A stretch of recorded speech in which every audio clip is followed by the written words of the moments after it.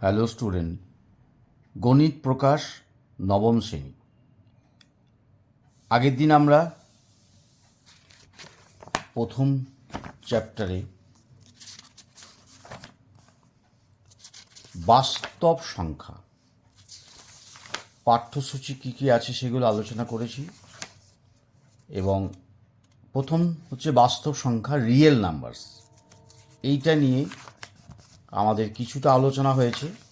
আজ আমরা তার পরবর্তী আলোচনা শুরু করব। আমরা শিখেছিলাম লাস্ট অবধি যে শূন্য একটা পূর্ণ সংখ্যা যা ধনাত্মক বা ঋণাত্মক পূর্ণ সংখ্যা নয়। পূর্ণ সংখ্যা দলের মধ্যে শূন্য থেকে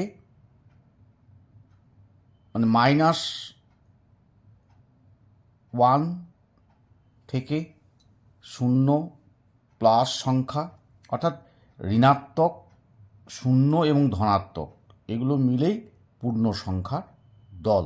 কিন্তু শূন্য একটি পূর্ণ সংখ্যা যা ধনাত্মক বা ঋণাত্মক পূর্ণ সংখ্যা নয়। তাহলে এবারে আমরা আসব,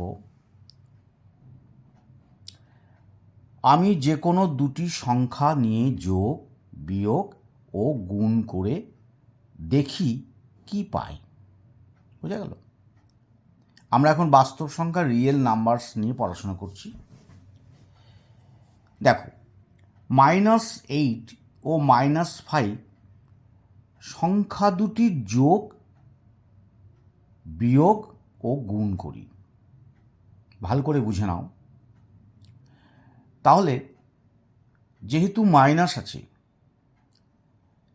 দুটোই মাইনাস, এগুলো ব্র্যাকেটের মধ্যে লিখে আমরা মাঝখানে যোগ চিহ্ন দেবো, প্লাস চিহ্ন দেব।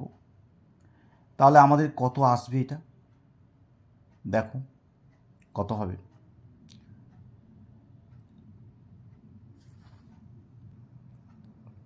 -8 প্লাস ব্র্যাকেটের মধ্যে -5 ইকুয়াল টু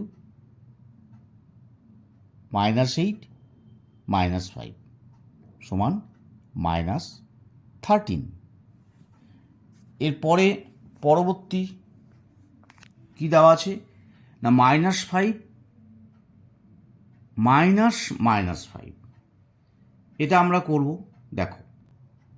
দেখো -8 মাইনাস ব্র্যাকেটের মধ্যে -5 সমান, আমরা -8টা -8 লিখব, কিন্তু মাইনাস ব্র্যাকেটের মধ্যে মাইনাস আছে, তাহলে মাইনাস মাইনাস মিলে হয়ে যায় প্লাস।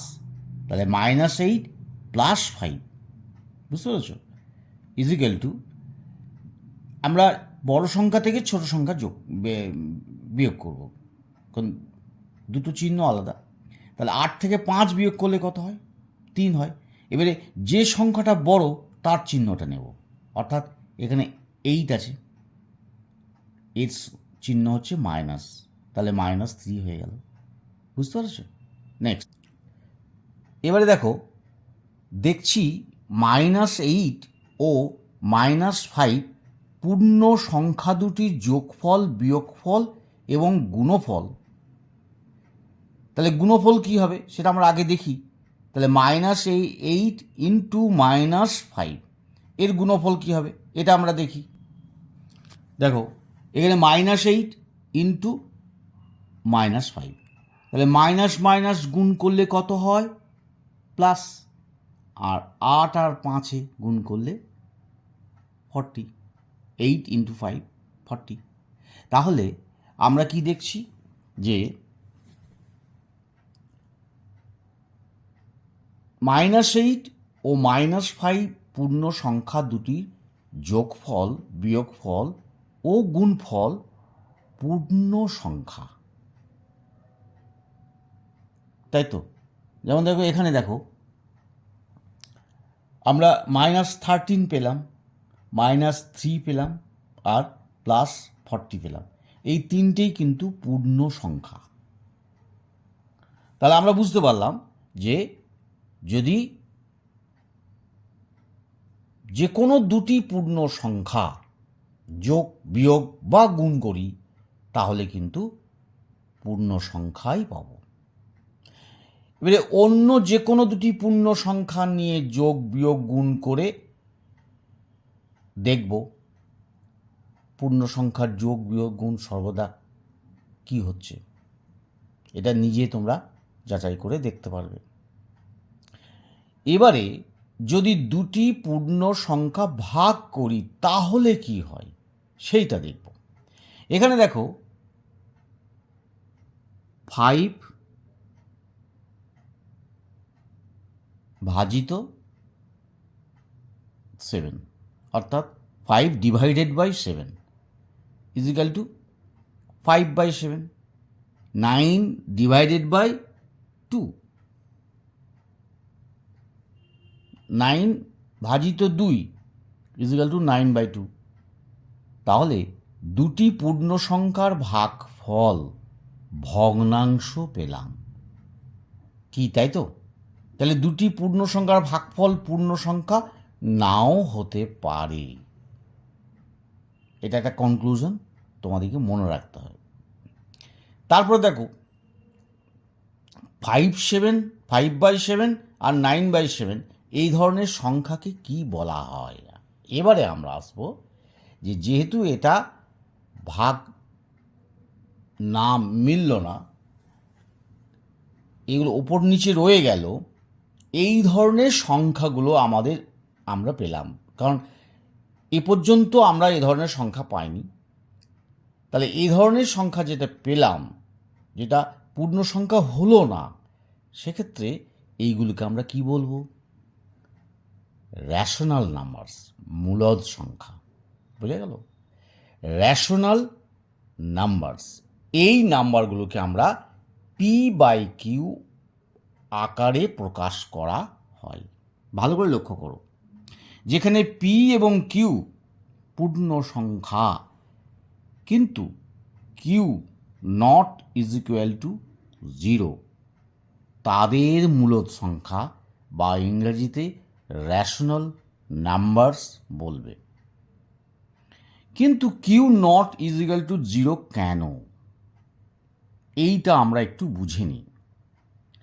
পূর্ণ সংখ্যার দলে 1/2, 22/3, -5/6 এই যে ভগ্নাংশগুলো থাকলে মূলদ সংখ্যা দল পাব। পাশের পঞ্চভুজাকার ক্ষেত্রে দেখো আমরা সকল মূলদ সংখ্যা লিখি ও মূলদ সংখ্যার দল গড়ছি। তাহলে মূলদ সংখ্যার দলকে সাধারণভাবে বলা হয় কিউ দ্বারা চিহ্নিত করা হয়। ঠিক আছে, দেখে নাও। এবারে আমি -5কে লিখতে পারি -5 ইজ ইকাল টু -5/1। দেখো ভালো করে লক্ষ্য করো, অর্থাৎ -5, দেখো -5কে p/q আকারে আমরা লিখতে পারলাম, যেখানে p এবং q পূর্ণ সংখ্যা আর p is equal two -5, q is equal two 1, কিন্তু q not is equal two 0। তাহলে তাই -5 একটা মূলদ সংখ্যা। তাহলে সকল পূর্ণ সংখ্যাই কিন্তু মূলদ সংখ্যা। অর্থাৎ নিচে তো 1 দেওয়া যাবে, নিচে তো 1 লেখা যাবে। তাহলে 2/3 একটা মূলদ সংখ্যা, আবার 2/3 ইজ ইকাল টু 4/6 এটাও মূলদ সংখ্যা, 6/9 এটাও মূলদ সংখ্যা, 8/12 এটাও মূলদ সংখ্যা। এবার আমরা পরের পাতায় যাচ্ছি। দেখো 4/6, 6/9 আর 8/12 এদেরকে 2/3 এর কি বলা হয় বলো তো? 4/6 6/9 আর 8/12 এই ভগ্নাংশগুলিকে 2/3 এর সমতুল্য মূলদ সংখ্যা বলা হয়, অর্থাৎ ইকুইভ্যালেন্ট রেশনাল নাম্বার বা সমতুল ভগ্নাংশ, ইকুইভ্যালেন্ট ফ্র্যাকশনস বলা হয়। অর্থাৎ দেখো না, 2/3কে যদি 2 দিয়ে গুণ করি উপর নিচে, তাহলে 4/6 হয়। তাকে আবার যদি 3 দিয়ে গুণ করি তাহলে 3/9 হয়। তাকে আবার 4 দিয়ে গুণ করলে 4/12 হয়।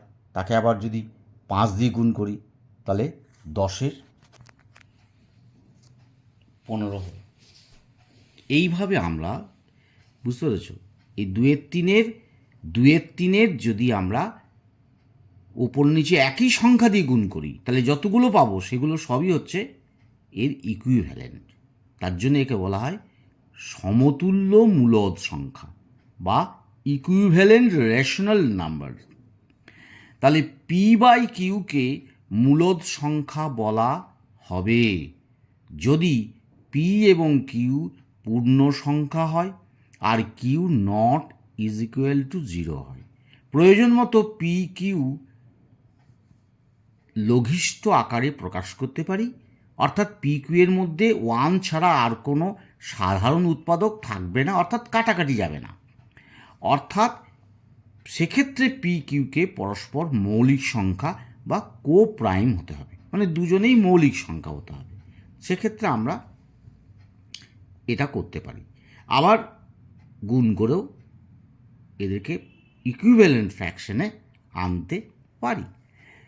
আমরা এক্সারসাইজগুলো কেন পড়ে নিচ্ছি? কারণ এক্সারসাইজের মধ্যে দেখো, এক্সারসাইজগুলো কেন পড়ে নিচ্ছি আমরা, না এক্সারসাইজের মধ্যে আমরা যে বোঝানো আছে অঙ্কগুলো, এগুলো যদি বুঝতে পারি তাহলে যখন আমরা এক্সারসাইজ অনুশীলনী করব তখন অঙ্কগুলো কিন্তু আমরা পরপর বুঝতে পারবো।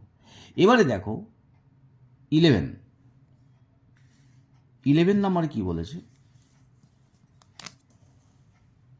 নিচের প্রশ্নগুলির উত্তর যুক্তি দিয়ে লিখি। সকল মূলদ সংখ্যাই কি পূর্ণ সংখ্যা? সকল মূলদ সংখ্যাই কি পূর্ণ সংখ্যা? এটা বলতে হবে তোমার। আর প্রতিটি পূর্ণ সংখ্যা কি মূলদ সংখ্যা? আর প্রতিটি পূর্ণ সংখ্যাই কি অখণ্ড সংখ্যা?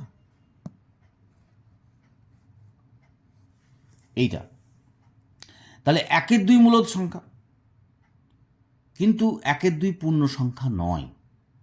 আগেই আমরা বলেছি যে এগুলো হচ্ছে ভগ্নাংশ, তাই বলতে পারি সব মূলদ সংখ্যা পূর্ণ সংখ্যা নয়। বোঝা গেল? আরেকবার বোঝো, 1/2 মূলদ সংখ্যা। কেন মূলদ সংখ্যা সেটা তোমরা বলো, কিন্তু 1/2 পূর্ণ সংখ্যা নয়, কারণ এটা ভগ্নাংশ, ভাগ যায় না। বোঝা গেল? তাহলে বলতে পারি যে সব মূলদ সংখ্যা কিন্তু পূর্ণ সংখ্যা নয়। ক্লিয়ার? এবারে ধরি n একটা পূর্ণ সংখ্যা। যেহেতু nকে n/1 লেখা যায়, তাই n একটি মূলদ সংখ্যা। বোঝা গেল? এবারে নেক্সট দেখো, আমার বন্ধু রেহানা ঠিক করেছে সকল সংখ্যাগুলিকে সরলরেখায় আঁকার চেষ্টা করবে। তাই আমরা ক্লাবের মাঠে চুন দিয়ে একটি সরল রেখা টানি ও সংখ্যা বসাই। কীরকম? প্রথমে আমরা সরল রেখায় স্বাভাবিক সংখ্যাগুলো বসালাম। দেখো 1 2 3 4 5 6 এরকম বসালাম। এগুলো স্বাভাবিক সংখ্যা, তোমরা জানো। তাহলে যতই ডান দিকে যাব ততই কিন্তু বড় সংখ্যা হবে। বুঝা গেল? তাহলে সব থেকে ছোট স্বাভাবিক সংখ্যা কি, এইটা বলতে হবে। স্বাভাবিক সংখ্যা এখানে দেখো সব থেকে ছোট 1। ঠিক আছে? আবার আমি সরলরেখায় অখণ্ড সংখ্যা যখন বসালাম তখন কিন্তু শূন্যটা চলে এলো, জিরো। তাহলে জিরো থেকে পরপর বেড়ে গেল, তখন হলো অখণ্ড সংখ্যা। তাহলে স্বাভাবিক সংখ্যা তার সঙ্গে জিরো যোগ হয়ে গেলে অখণ্ড সংখ্যা হয়ে গেল। তাহলে যতই আমরা ডান দিকে যাব ততই বড় সংখ্যা পাবো। তাহলে সব থেকে ছোট অখণ্ড সংখ্যা কি? জিরো। ক্লিয়ার? এবারে নেক্সট দেখো, আমি সরলরেখায় পূর্ণ সংখ্যা বসাচ্ছি। সব থেকে বড় ছোট পূর্ণ সংখ্যা কি কি তা লিখতে পারি। দেখো, -4, -3, মাইনাস, এভাবে পূর্ণ সংখ্যা, শূন্য, এভাবে লিখলাম। তাহলে এগুলো সব কিন্তু পূর্ণ সংখ্যা। তাহলে যখন দেখা যাবে জিরো নেই, 1 থেকে শুরু, তখন স্বাভাবিক সংখ্যা। যখন জিরো যোগ হয়ে গেল, জিরো থেকে শুরু, তখন অখণ্ড সংখ্যা। আর যখন মাইনাস চলে এলো, অর্থাৎ ঋণাত্মক সংখ্যা, তখন কিন্তু হয়ে গেল পূর্ণ সংখ্যা। ঋণাত্মক সংখ্যা, শূন্য এবং পূর্ণ সংখ্যা, পজিটিভ সংখ্যা অর্থাৎ ধনাত্মক সংখ্যা। তাহলে জিরোর ডান দিকে যতই যাব ততই বড় সংখ্যা পাবো, আর জিরোর বাম দিকে যতই যাব তত আমরা ছোট সংখ্যা পাবো। তাহলে সরলরেখায় যে কোনো পূর্ণ সংখ্যার ডান দিকের সংখ্যাগুলি ওই পূর্ণ সংখ্যার থেকে বড় এবং বাম দিকের সংখ্যাগুলি ওই পূর্ণ সংখ্যার থেকে ছোট। ক্লিয়ার? তাহলে যেমন -3 ডান দিকে পূর্ণ সংখ্যা, যে কোনো পূর্ণ সংখ্যা -3 থেকে বড়, কিন্তু -3 বাম দিকের যে কোনো পূর্ণ সংখ্যা -3 থেকে ছোট। অর্থাৎ সব থেকে ছোট পূর্ণ সংখ্যা ও সবচেয়ে বড় পূর্ণ সংখ্যা পাবো না। কি বললে? সব থেকে ছোট পূর্ণ সংখ্যা এবং সব থেকে বড় পূর্ণ সংখ্যা কিন্তু পাবো না। কারণ সব থেকে ছোট পূর্ণ সংখ্যা -4, -5 এমনি হতেই যাবে অসংখ্য, অনন্তকাল। সরলরেখাটা অনেক দূর যাবে, তাতেও কিন্তু আমাদের শেষ হবে না, অর্থাৎ পাবো না, পাওয়া যাবে না, ইনফিনিটিভ। কিন্তু সব থেকে বড় পূর্ণ সংখ্যা সেটাও কিন্তু পাওয়া যাবে না, তার জন্যে তীর চিহ্ন দেওয়া আছে, মানে এইদিকে বেড়েই যাবে, ইনফিনিটিভ। এটা বোঝা গেল? এবারে দেখো, আমরা পরের বিষয়ে যাচ্ছি, সেটা হচ্ছে সকল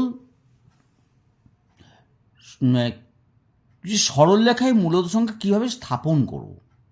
প্রথমে 2 থেকে 3 মধ্যে একটি মূলদ সংখ্যা হিসাব করে লিখি ও সরলরেখায় স্থাপন করি। যেমন দেখো, আমরা এখানে সরলরেখা টানলাম, এটা হলো -1, -0, ঠিক আছে,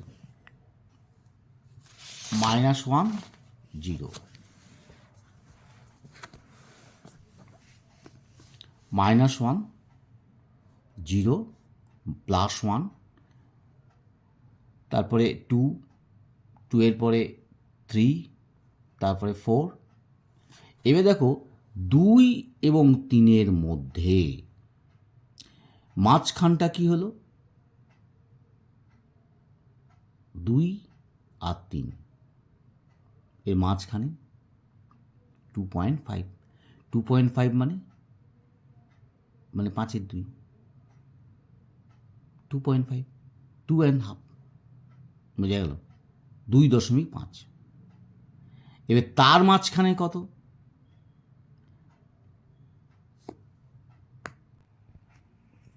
দেখো, 2 ও 3 মধ্যে সংখ্যা হলো 2.5, অর্থাৎ 5-এর 2, হাফ। আর 2 আর 5-এর 2 মধ্যে সংখ্যা হলো 2 + 5-এর 2 ভাজিত 2, তাহলে লসাগু 2,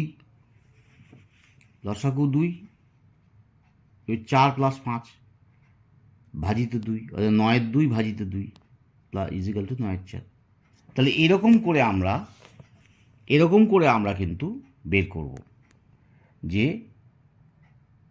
2 ও 3 মধ্যবর্তী সংখ্যা হলো 2 আর 3 মধ্যবর্তী একটা মূলদ সংখ্যা। তাহলে 2 আর 3 মধ্যবর্তী পাওয়ার জন্য আমরা কি করব না, 2 এর সঙ্গে 3 যোগ করে 2 দিয়ে ভাগ করব। তাহলে 2 + 3/2, 5-এর 2। তাহলে একটি মূলদ সংখ্যা যা 2 আর 3 মধ্যে অবস্থিত। আর 5-এর 2 মূলদ সংখ্যা সরলরেখায় স্থাপন করলাম। এরকমভাবে 9-2, 11-4, 17-8, 23-8 এগুলো আমরা পাবো। তাহলে আমি সংখ্যা রেখায় 2 আর 3-এর মধ্যে আরও 4টি মূলদ সংখ্যা লিখব। কীরকম না, 2 আর 3-এর মধ্যবর্তী একটি মূলদ সংখ্যা 5-2 পেয়েছি। তাহলে 2 আর 5-2-এর মধ্যবর্তী সংখ্যা কী হবে না, 2 + 5/2 সমান 9-4। আমি তো করে দেখিয়ে দিলাম এখানে করে দেখিয়ে দিলাম। দেখো আমি এখানে করেই দেখিলাম যে 2 + 5/2 ভাজিত 2, 4/5/2 সমান 9। এই জায়গাটা বুঝতে পারলে? ইকুয়াল টু 9/2 ভাজিত 2, 9/4। তাহলে বইয়ে এইভাবেই বুঝিয়েছে। তাহলে 2 আর 9-4-এর মধ্যে মূলদ সংখ্যা কী হবে না, 2 + 9/4/2। এটা ক্যালকুলেট, 4×2 = 8, 17/4/2। এই জায়গাটা বুঝতে না পারলে আমাকে বলো, আমি করে দিচ্ছি। দেখো এবার আমি একটু বুঝে নাও যে 2 এবং 9/4-এর মধ্যে কী করে এলো না, 2 আর 9/4-এর মধ্যবর্তী একটি মূলদ সংখ্যা কী হবে, 2 + 9/4/2 অর্থাৎ 8 + 9/4 ভাজিত 2। তাহলে ইজিক্যাল টু 17/4, এই 8 আর 17/4, তাহলে 17/4 ভাজিত 2। তাহলে 17/4 গণিত 1/2 উল্টে যায়, তাহলে 17/8। তাহলে এইভাবে দেখো পরেরটাও বের করেছে যে 5/2 এবং 3-এর মধ্যবর্তী মূলদ সংখ্যা 5/2 + 3/2 ইজিক্যাল টু 11/4। 11/4 এবং 3-এর মধ্যবর্তী মূলদ সংখ্যা ঠিক ওইভাবে আমরা বের করছি। কীভাবে দেখো এটা বের করব, দেখো এবার দেখো 11/4 ও 3 এর মধ্যবর্তী একটি মূলদ সংখ্যা কী হবে, 11/4 + 3/2। তাহলে 11/4 + 3 ভাজিত